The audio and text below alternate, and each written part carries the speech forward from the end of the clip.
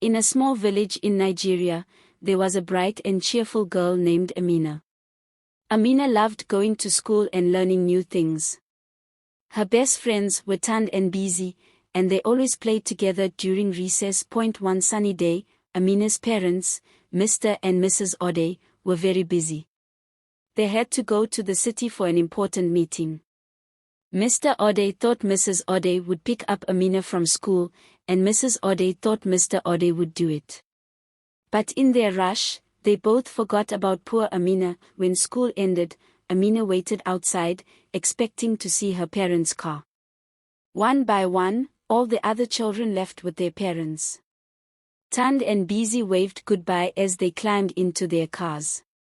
Soon, Amina was the only one left. The sun began to set, and Amina started to feel scared. The school gates were closing, and she didn't know what to do. Suddenly, she heard a rustling noise from the nearby bushes. A small, old man with a kind face and a long, grey beard appeared. He was wearing a colorful robe and carrying a wooden staff. "Hello, little one," the old man said softly. "Why are you still here?" Amina, wiping away her tears, explained that her parents had forgotten to pick her up. The old man nodded understandingly and introduced himself as Baba Jide, the village storyteller. "Don't worry, Amina. Let's find a safe place to wait for your parents," Baba Jide said. He led Amina to a cozy spot under a big baobab tree. As they sat down, Baba Jide started telling Amina a story about a brave lion and a clever hare. As the night grew darker, Amina listened intently to Baba Jide's story, forgetting her fear. But deep in the forest, something magical was happening. The baobab tree they were sitting under began to glow softly, and strange, shimmering lights floated around them. "What is that?" Amina asked, her eyes wide with wonder. Baba Jide smiled mysteriously. "This tree is special, Amina. It holds many secrets and powers. Tonight, it has chosen you for an adventure." Before Amina could ask more questions, the glowing lights formed a path leading into the forest. Baba Jide gently urged her to follow it. Amina took a deep breath, her curiosity overcoming her fear. She stepped onto the glowing path, not knowing what awaited her in the enchanted forest. Amina's adventure was just beginning, and she couldn't wait to see what amazing things lay ahead. As Amina walked along the glowing path, she noticed that the forest was unlike any she had seen before. The trees had colorful, sparkling leaves, and the air was filled with the sweet scent of blooming flowers. She heard the chirping of birds and the gentle rustling of leaves as small animals scurried around. Suddenly, Amina heard a soft voice calling her name. She turned around and saw a beautiful butterfly with wings that shimmered like a rainbow. The butterfly flew closer and landed gently on her shoulder. "Hello, Amina," the butterfly said in a gentle, musical voice. "My name is Kelechi. I am here to guide you through the forest." Amina smiled and nodded, feeling a bit more at ease with Kelechi by her side. Together, they continued down the glowing path until they reached a clearing. In the center of the clearing stood a magnificent golden gate covered in intricate patterns and glowing with a warm light. "This is the Gate of Wonders," Kelechi explained. "Behind it lies a world full of magic and surprises. But to enter, you must solve a riddle." Amina loved riddles and was excited to try. Kelechi fluttered to the gate and recited the riddle. "I am not alive, but I can grow, I don't have lungs, but I need air, I don't have a mouth, and I can drown. What am I?" Amina thought hard about the riddle. She remembered her lessons in school and the stories Baba Jide had told her. After a moment, she exclaimed, "It's a fire." The golden gate slowly opened with a creak, and Amina and Kelechi stepped through. On the other side, Amina gasped in amazement. She was in a land of wonders, where animals could talk, trees could sing, and the rivers flowed with sparkling water. Everywhere she looked, there were new and exciting things to discover. Kelechi led Amina to a grand palace made of crystal, where the wise Queen Iphioma welcomed her with a warm smile. "Welcome, Amina," Queen Iphioma said. "You have shown great courage and wisdom by solving the riddle. Now, let us explore this magical land together and discover its secrets." Amina felt a sense of adventure and excitement bubbling inside her. She couldn't wait to see what amazing things lay ahead in this enchanted world. Queen Iphioma beckoned Amina and Kelechi to follow her into the Crystal Palace. Inside, the walls sparkled like diamonds, and the floor was a shimmering mosaic of colors. The palace was filled with friendly creatures of all shapes and sizes, each with a unique story to tell. "Amina," Queen Iphioma began, "this land is called Ilera, and it is a place where dreams and magic come to life. But recently, something has disturbed our peace. The heart of Ilera, a powerful jewel that keeps our land magical, has gone missing. We believe it was taken by the Shadow Sorcerer, a dark and mysterious figure." Amina felt a shiver run down her spine at the mention of the Shadow Sorcerer. "What can we do to help, Your Majesty?" she asked bravely. "You have already shown great courage, Amina," Queen Iphioma replied.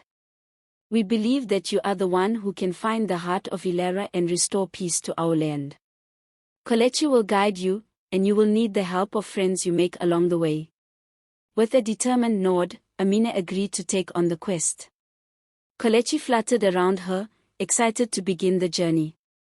They left the palace and ventured deeper into Ilera, where they soon encountered a wise old tortoise named Chima. "Greetings, Amina," Chima said in a slow, deliberate voice. "I have heard of your bravery. To find the heart of Ilera, you must first visit the Whispering Woods and seek the advice of the great owl, Olamide. She will give you the wisdom you need for your journey." Amina thanked Chima and, with Kelechi by her side, headed towards the Whispering Woods. The trees in the woods were tall and ancient, their leaves whispering secrets as the wind rustled through them. As they walked deeper into the forest, Amina noticed the soft glow of fireflies lighting their path. Finally, they reached a large oak tree, and perched on one of its branches was Olamide, the great owl. Her eyes gleamed with wisdom, and her feathers shimmered in the moonlight. "Welcome, Amina," Olamide hooted. "I have been expecting you. The journey ahead will be challenging, but remember this, the key to finding the heart of Ilera lies in the strength of your heart and the kindness you show to others." Amina listened carefully to Olamide's words. "Thank you, Olamide. I will remember your advice." With renewed determination, Amina and Kelechi continued their quest, ready to face whatever challenges lay ahead. They knew that with courage, wisdom, and kindness, they could overcome any obstacle and restore the magic to the land of Ilera. Amina and Kelechi left the Whispering Woods, feeling braver and wiser. They walked for hours, crossing sparkling streams and climbing gentle hills. As they journeyed, Amina couldn't help but marvel at the beauty of Ilera. Suddenly, they came upon a small village nestled in a valley. The villagers were gathered in the square, looking worried. As Amina and Kelechi approached, a young girl with braids ran up to them. "Hello. My name is Zoe," she said. "Are you the one seeking the heart of Ilera? Our village needs your help. The Shadow Sorcerer has cast a spell on our crops, and they are withering away. Without them, we won't have food for the coming winter." Amina's heart went out to the villagers. "We will help you," she promised. "Do you know where we might find the Shadow Sorcerer?" Zoe shook her head. "No one has seen him, but there is a wise fox named Ajani who lives in the nearby mountains. He might know where to find the sorcerer." Thanking Zoe and the villagers, Amina and Kelechi set off for the mountains. The climb was steep and rocky, but Amina's determination kept her going. At last, they reached a cave, and outside it sat Ajani, the wise fox, with his orange fur glistening in the sunlight. "Greetings, Amina," Ajani said in a calm, soothing voice. "I know of your quest. The shadow sorcerer dwells in the dark caves, but the path to his lair is filled with traps and illusions. To defeat him, you will need more than just bravery, you will need the help of your friends. Amina nodded. Thank you, Ajani. We will gather all the help we can. Ajani smiled. I will join you on your journey. Together, we can outwit the shadow sorcerer. With Ajani now part of their team, Amina felt even more confident. They began the trek to the dark caves, where they would face their greatest challenge yet. Along the way, they met more creatures willing to help, a strong elephant named Obi, a swift antelope named Nia, and a clever monkey named Kofi. Each new friend brought their own skills and strengths, making Amina's team even stronger. When they finally reached the entrance to the dark caves, Amina took a deep breath, ready to face whatever lay ahead. As they ventured into the cave, the air grew colder and the darkness deeper. Shadows danced on the walls, and eerie whispers filled the air. But Amina held her head high, remembering Olamide's advice about the strength of her heart and the kindness she showed to others. Deep within the cave, they found the shadow sorcerer, a tall, menacing figure cloaked in darkness. His eyes glowed with a sinister light as he looked at Amina and her friends. So, you have come to challenge me, the shadow sorcerer sneered. You are brave, but you are no match for my power. Amina stepped forward, her voice steady. We are not afraid of you. We are here to take back the heart of Ilara and restore peace to our land. The shadow sorcerer laughed, a cold, cruel sound that echoed through the cave. Very well, little girl. Let us see if you are as strong as you believe.